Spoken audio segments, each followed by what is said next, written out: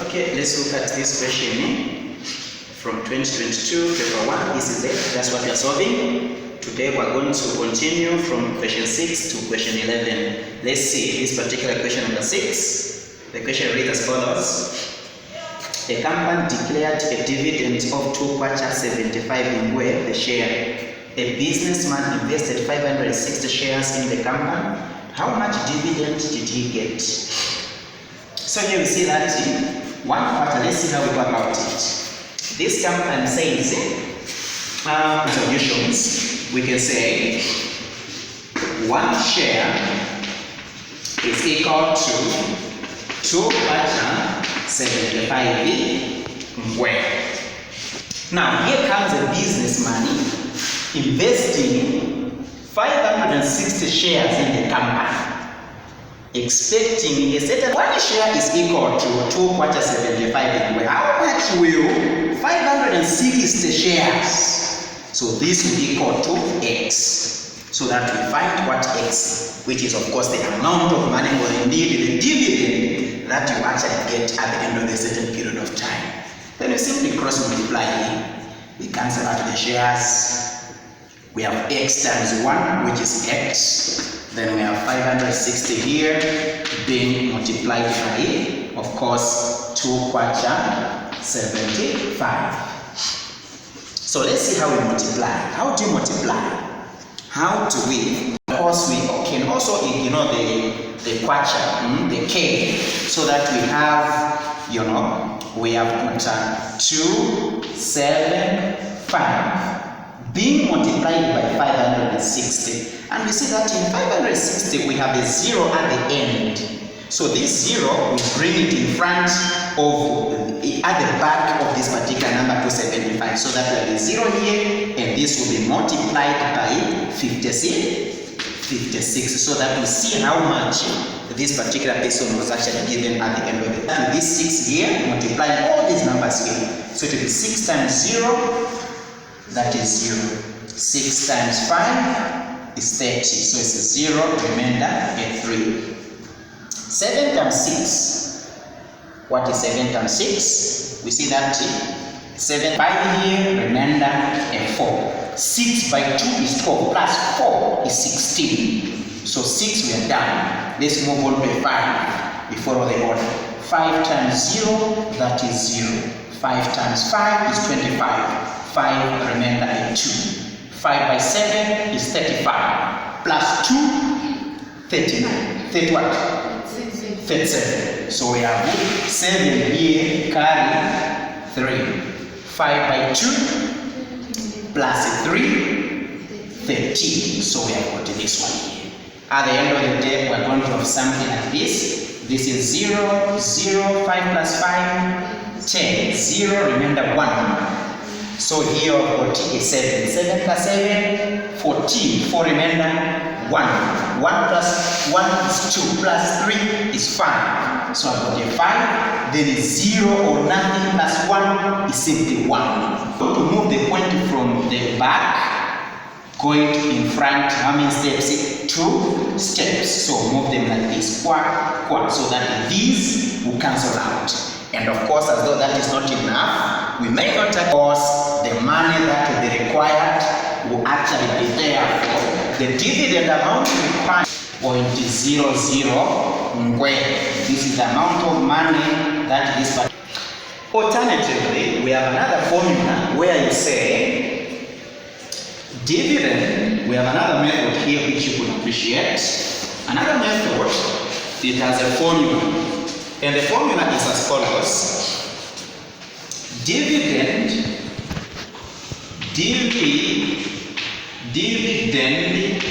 per share is equal to the total dividend, take note, dividend amount, observe, divided by the number of shares. This is the formula that you can also use.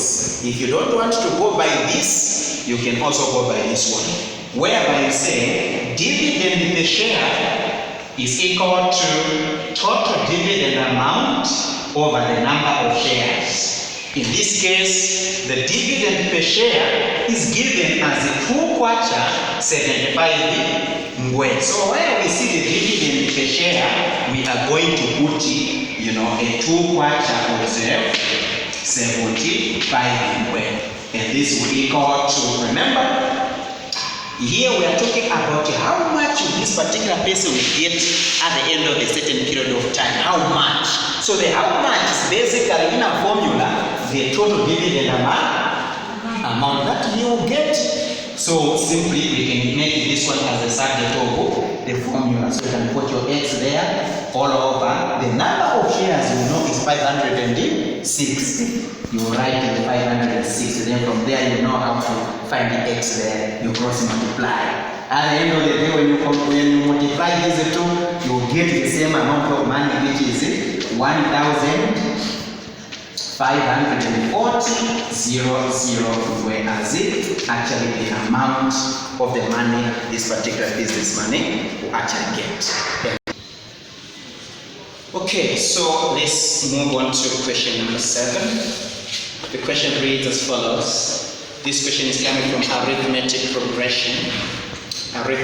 progressions, and the question reads as follows. Given that we have this sequence of numbers, we have 2, -1, -4 continued are consecutive terms of an IP. The word consecutive means they follow a particular order. Yes. And remember that is under arithmetic progressions. Now, we're asked here to say, we find the number 1, the common difference. The common difference or the constant amount that was either added or subtracted. For us how to come up with a formula for the nth term. Let's get started. This is -1. The second term minus the previous term. That's what you do. Or simply put, the term minus, the one that follows it, or the previous one. The term minus the previous term. In this case, the T2 minus T1 will have, the T2 will be -1 minus T1 is actually your 2 there. Are we seeing? At the end of the day, we are going to see that -1 minus 2 is actually -3. Therefore, the common difference CD is actually your -3 and this. So how do we get to find the formula for the nth term? Well, we get back to the nth term formula, which is Tn is equal to A plus, D open n minus 1 close.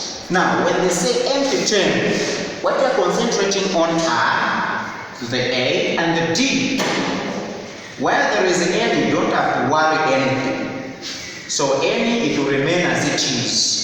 It will be the answer that will involve the n variable. Take note. The only thing that we need to know is the term A denotes the first term in the sequence. The D is the common difference. 3. So while we see the D, we simply put in -3. So if you put in -3 here, you will appreciate that we're going to have something like this. Then the n, like I said, n has to be written as it is. We just write that one. And of course, we're going to simplify. We're going to have Tn is equal to 2 plus times negative is negative. So I've got a 3 outside, and inside we have n minus 1 then close. That's what we have. Subtract this -3 from 2. Never make that mistake. Never make that particular mistake. So first of all, we're going to distribute. We write the 2 here as it is, then this -3 will multiply by each element inside the bracket. Take note. So before you do anything, rewrite the 2, bring it here, then this -3 will multiply by each element inside. So we have -3 times n is -3n. -3 times -1 is positive a 3.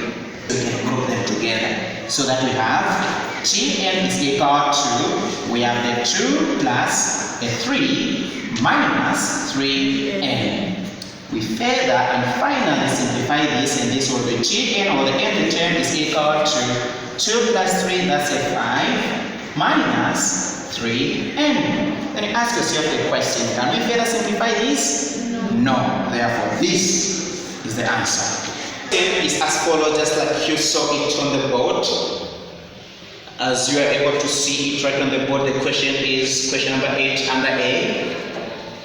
Question 8A under probability, the question reads as follows. The probability that a boy will be late for school on any particular day is X. Find in terms of X, meaning your answer should involve X variable. That's what it means, find in terms of X. Find in terms of X, the probability that you will not be late for school. So we are saying the probability according to the data, we are trying to say the probability, you say P, you open. The probability that you will not be late, take note. The probability that the boy will actually be late for school is X. So say P, you open the bracket, we say will be late. We say be late is equal to X. But we need to understand, we're being asked to find the opposite of this, which is not late. So the probability that the boy will actually is what? That's the question. We don't know it. Event not happening, the answer must always be equal to 1. The event happening plus the event not happening, the answer must always be equal to 1. Take note. Boy will be late plus the probability that the boy will not be late. This has to give us 1. This is the formula. Very important. Now here we know to say the probability that the boy will be late is X. So where we see the probability where the boy will be late is X. We put the X here. So here we put the X so that we sort out what the probability will be, indicating that the boy will actually not be late. And this will equal to positive 1. Yes. Not being late, you know, the subject or the formula. If you do so, we have the probability of not late. This will equal to 1. Then this X will come the other side. Then this will be minus X. And of course, this is your solution. That's the answer there. So the question is as follows. This is question number 8B. 8B of 2022. Let's see how we go about it. So we have the vector RS. Vector RS. We have negative 4, 5. Negative 4, 5. That's the column vector. This is what you call the column vector. Column vector. Negative 4 and a 5. Then we're going to say, given that the coordinates of the S, of the point S, observe, given that the coordinates of point S are 1, 2. Find the coordinates of the point R. Find the coordinates of the point R. Of the point R, RS. Remember, a vector is a quantity that has both direction and magnitude. You remember the definition? So this is telling us where it is coming from. Please look at the board and follow. This is very important. So it's coming from R to where? Yes, from R to S. So such kind of vectors are what we call positioning vectors. Positioning vector that originate from the origin. The origin is 0, 0 on the Cartesian plane. So then what are we told here? We are told to say from our data to say, let's see how we go about it. Negative 4 and 5. So we're going to make use of this particular information. Very, very important. What we know here, if we go by position vectors. Vector RS can be expressed as follows. Vector RO plus vector OS. Yes. If I given RS, vector RS, this will equal to vector RO plus OS. Are we there? The same will be true if I were to give you, say, if I give you vector A, B. If this is a position vector, how will this be expressed? It will be A, O plus O, B. Are you there? Such kind of the notation is referred to as the position vectors notation. It's actually negative 4, 5. So I always see the RS will put in the negative 4 and 5 here in this particular formula. So put in negative 4, and of course we're going to put a 5 right here. And this will equal to, remember, what are we making the subject to the formula here? The R. Are we seeing? It's the R that we're making the subject of what? Of the formula. Because you are being asked to say, can you find the coordinates of the point R? Now, when they say the coordinate of the point R, they are in a sense saying, let's see this side, they are in a sense saying the coordinates of the point R, this point R is actually OR. Are you there? In terms of the vector position, this point R will be written as OR. Are you there? Vector OR. And this is what we are finding. So look out for such. Please, if they say you are given a point whatever, for example, given that the coordinates of the point S, this point S is actually OA. Are you there? The direction is very fundamental, but they won't indicate OS here. No, they want you to think and remember what you learned. So in this case, this yes is the formula that we actually use. So we're saying, where we see the vector R is what we're given. And we're given negative 4 and a 5, and that's what we have. And this will equal to R, vector R. Yes, vector R. So you write it as it is. This will be vector R plus vector OS. What is vector OS? We're given as 1, 2. Are you there? So we're going to write this one as a column vector. And so this one will be like this. Remember, the 1 is on top and the 2 simply be down here, so that we make this the subject of the formula. Are you there? If we do so, we are going to have something. So I'm going to say, if you make this the subject of the formula, we are going to have something here. To observe is equal to negative 4, 5, so that we check this one, this side. If we check this one, this side, this will change, and this will change. This will be negative, from positive to negative. But these entries, they do not change. They don't change. Do you understand? What changes is this particular, sign outside here. Even if we were to shift this one, this side, what would have changed was going to be the sign itself outside here, but not this negative 4 or 5 now. Are you there? The 2 here. So that at the end of the day, let's see what you're getting here. Let's see what you're actually getting here. So we're going to say this is R, or which is being equal to, observe, we are now going to subtract. And negative 4 minus 1, negative 4 minus 1 is negative 5. 5 minus 2 is a 3. Are you there? This which you are getting is actually the vector R. However, the question asks, listen carefully, the question is asking not this, the question is asking OR. So we are saying OR, observe, OR, vector OR will simply be the opposite of R or I. So you negate vector OR will be opposite of this one. Correct?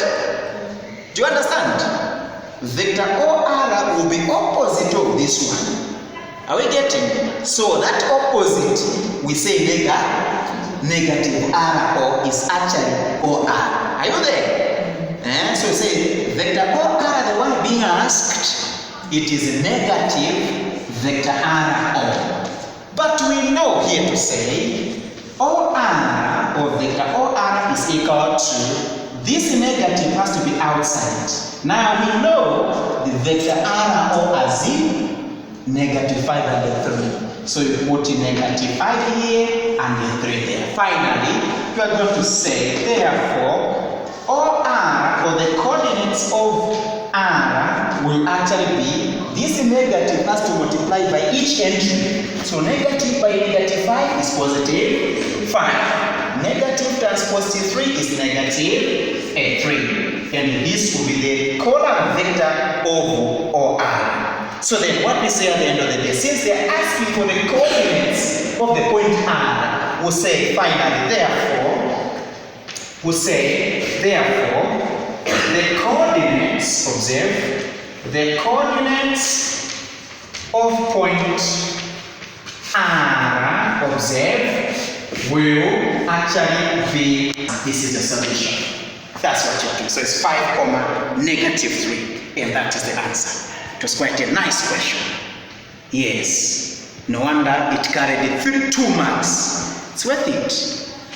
So we are saying, we move on to question number 9a. Under sets, the question says, given that the universal set E consists of numbers 1, 3, 5, 7, 9, and 11, and set X consists of numbers 1, 5, and 9, and set Y consists of numbers 3, 9, and 11, we are asked to list the set X intersection Y complement. As our data says solutions, elements that are found in Y complement. So say the elements found in X complement, or rather in X set, are as follows, are given there.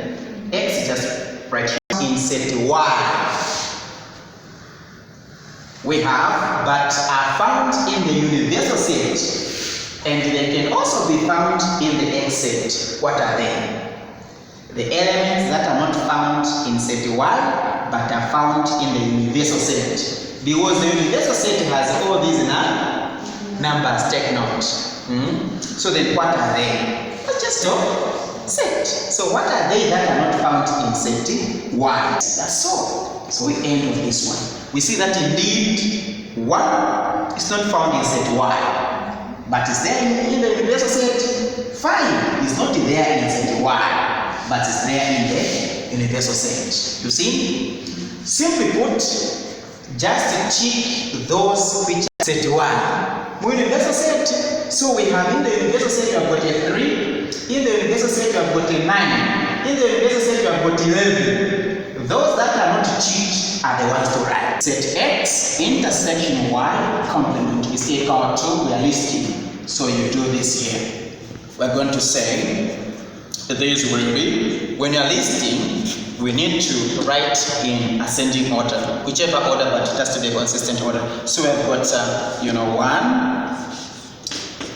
1. Remember what is found in X and what is found in Y complement. 1 is there. Are we seeing? So this one is there. That is why we've written 1 here. What about a 5? The 5 is there.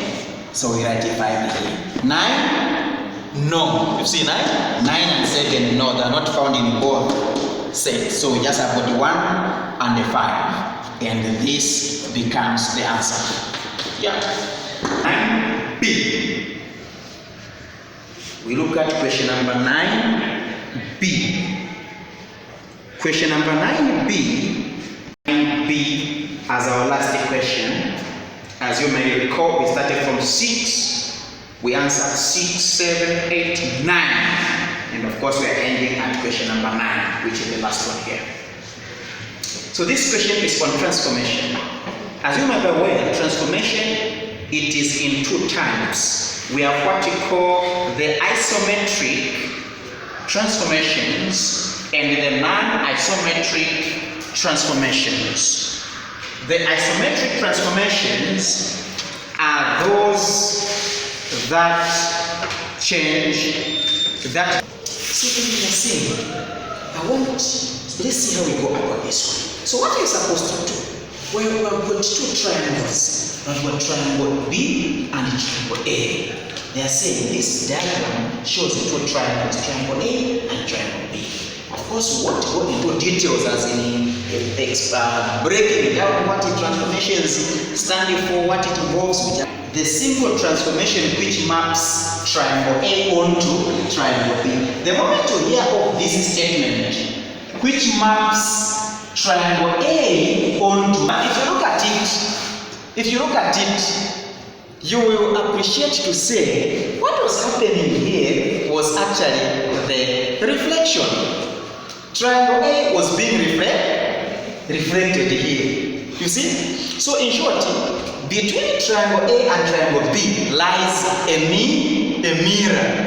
If you get a mirror, we see that you are going to see yourself inside the mirror.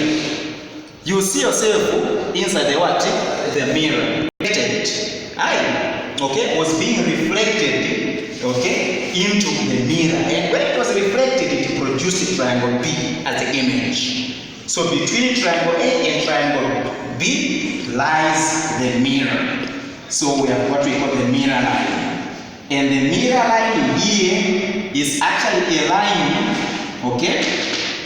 between triangle A and triangle B that passes through the value of y equal to 2. So the mirror line, we are saying the mirror line in this case is actually the equation y is equal to 2.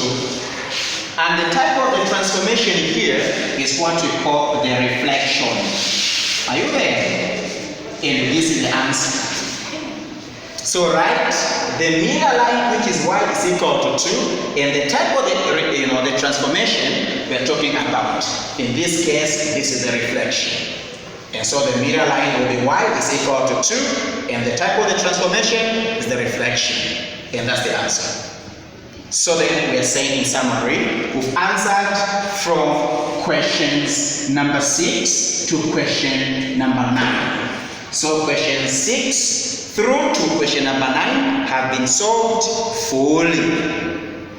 We'll pause here, continue answering until we get to question number 23.